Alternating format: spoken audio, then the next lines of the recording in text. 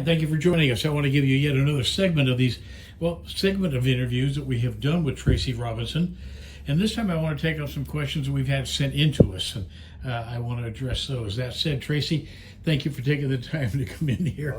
I know we pick on you a lot, but while we're here and while we have you, we're going to get these questions answered. First one that comes up, of course, is, gosh, my car's been sitting for, a couple of years, 3 years, 6 years. It gets away from people.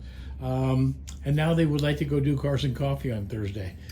Yes. We should talk, huh? I mean, we get a lot of that, and it's a very common thing.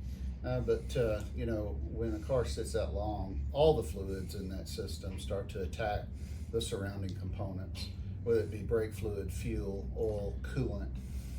All that stuff needs to get inspected, changed out, inspect the surrounding components for damage.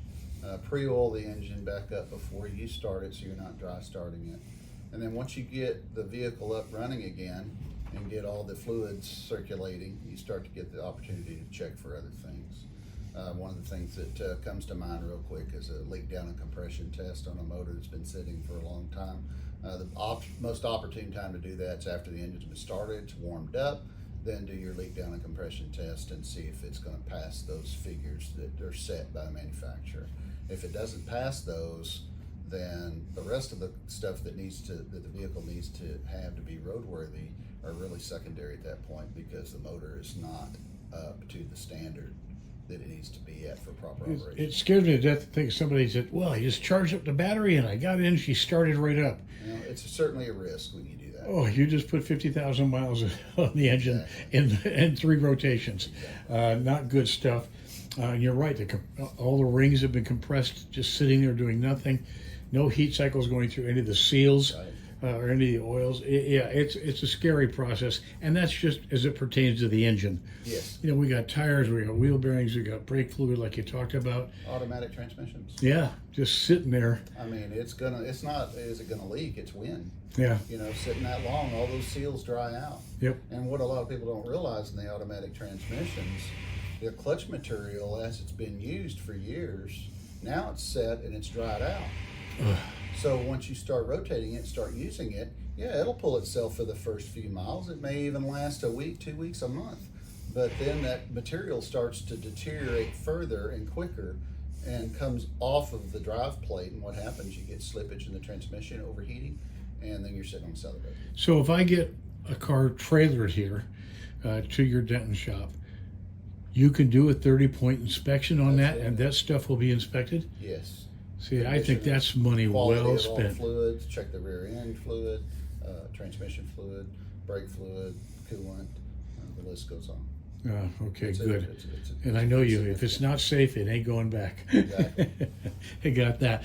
Last detail, we know you're real big on Factory 5 stuff. You own Factory 5 Daytona, or what they call their 65 Coupe.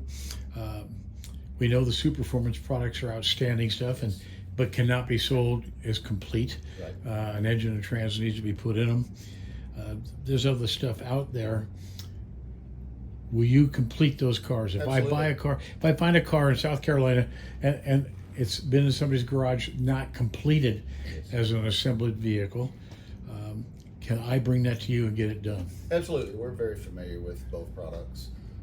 I can take it on from any point of the initial build process all the way through to a finished car.